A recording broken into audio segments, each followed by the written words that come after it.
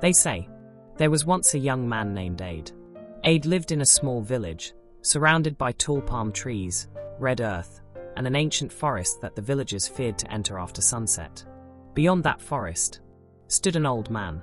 Nobody knew how old he was. Some called him the Keeper of Wisdom. Others simply called him the Old One. And whenever the villagers had questions they could not answer, they went to him. But Aid was different. Aid did not go to the Old One because he was afraid. He went because he had prayers, many prayers, and he believed that if he asked sincerely enough, the answers would come exactly as he imagined them. He was about to discover that heaven does not always answer the prayer you think you are praying. Sometimes, God answers the prayer underneath it. One morning, before the sun had fully risen, Aid walked deep into the forest. He found the Old One sitting beneath a great tree. Aid bowed. "Father," he said, "I have come to ask for something." The Old One looked at him. "What do you want?" Aid answered quickly. "Patience." The Old One smiled. "Patience? Yes. I am tired of rushing. I want to learn how to wait. I want to stop being anxious. I want to trust that what belongs to me will come at the right time. Father, give me patience." The Old One said nothing. He simply stood up, walked to a nearby mango tree, and picked one small, unripe mango. He placed it in Aid's hand. "Keep this," he said. Aid looked at the mango. "What should I do with it?" "Wait." "Wait for what?" "For it to become ready." Aid frowned. "That is all." The Old One nodded. "That is all." So Aid took the mango home. The next morning, he checked it. Still green. The next day, still green. A week passed. Still green. Aid became frustrated. He watched other people in the village eating ripe mangoes. He watched children laughing beneath the trees. He watched the fruit hanging from the branches, changing slowly, while his own mango seemed determined not to change at all. One evening, Aid looked toward heaven and said, "God, I asked for patience. Why are you making me wait?" And there was no answer, only silence. So he waited. Days became weeks. Weeks became months. And slowly, something inside Aid began to change. He stopped checking the mango every morning. He stopped complaining. He stopped comparing his journey to everybody else's. He simply waited. Then one morning, he picked up the mango. It was soft, golden, sweet, ready. Aid smiled. And suddenly, he understood. The Old One had not given him patience. He had given him something worth waiting for. Aid whispered, "I asked for patience, and you gave me waiting." But Aid was not finished. He returned to the forest. This time, he knelt before the Old One. "Father, I have another request." "What is it?" "Make me righteous." The Old One looked at him carefully. Aid continued, "I want a clean heart. I want to become a better man. I want to be kind. I want to forgive. I want to stop doing the things that displease God. Make me righteous." The Old One reached beside him and brought out a large calabash. Inside it was muddy water. He handed it to Aid. "Make it clean." Aid looked inside. "That is easy." He picked up a stick and began stirring the water. But the more he stirred, the darker it became. So he poured it into another container. Then back again. He shook it. He strained it. He tried everything he could think of. But the water only became more disturbed.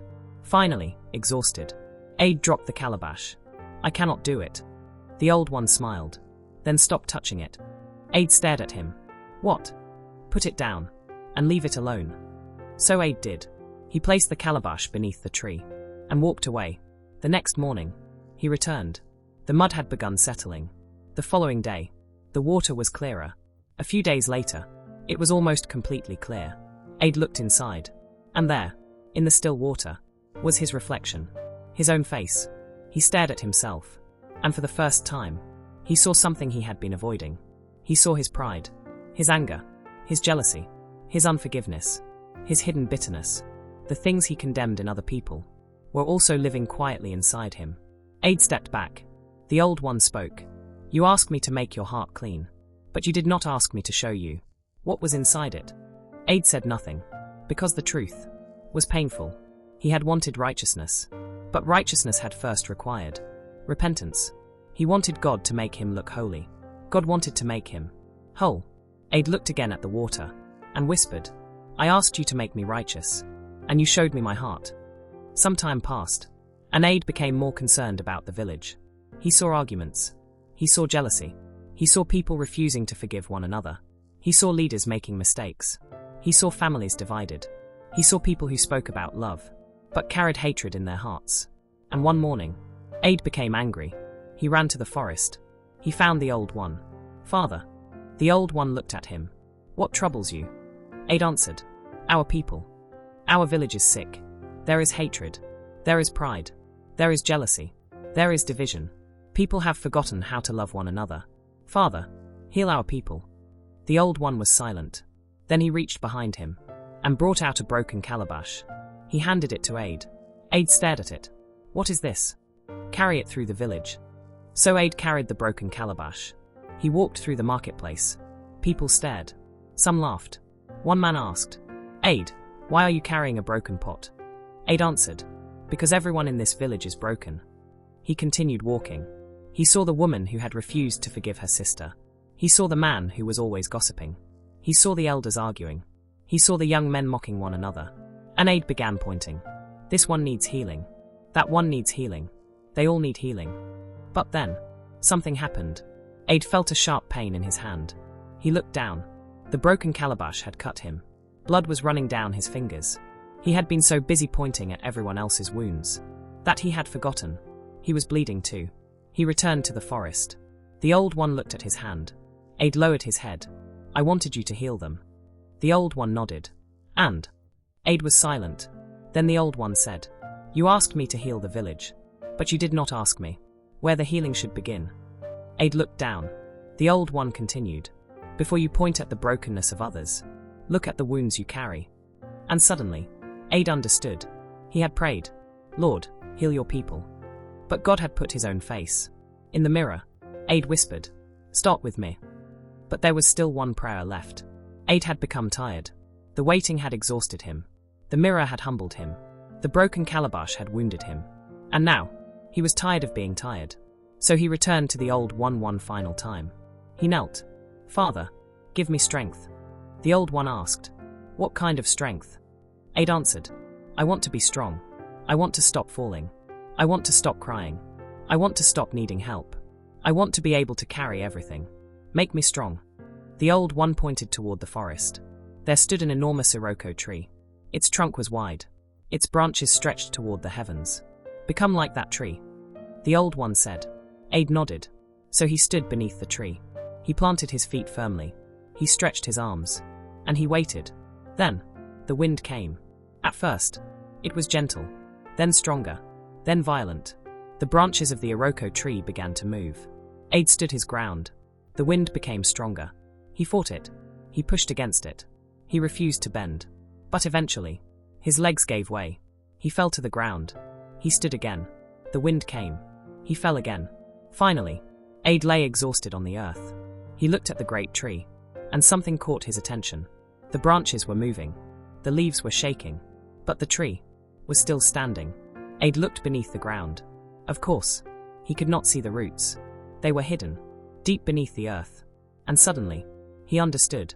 The tree was not strong because its branches were fighting the wind. It was strong because its roots were deep. The Old One stood beside him. "You keep asking me for stronger branches," he said. "But what you need are deeper roots." Aid closed his eyes. He finally understood.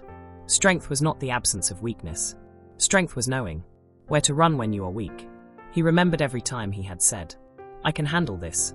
Every time he had refused help. Every time he had tried to carry what only God could carry. And now, he understood. He had not needed God to make him independent. He needed God to make him dependent on him. Aid whispered, "I asked for strength, and you taught me weakness." The next morning, Aid returned to the forest. The Old One was waiting. But this time, Aid did not bring a prayer. He did not bring a request. He simply knelt. The Old One looked at him. "What do you want?" Aid smiled. "Nothing." The Old One raised an eyebrow. "Nothing." Aid shook his head. "I came to say thank you." "For what?" Aid took a deep breath. "I asked for patience, and you gave me waiting. I asked you to make me righteous, and you showed me my heart. I asked you to heal your people, and you showed me myself. I asked you for strength, and you taught me how to be weak."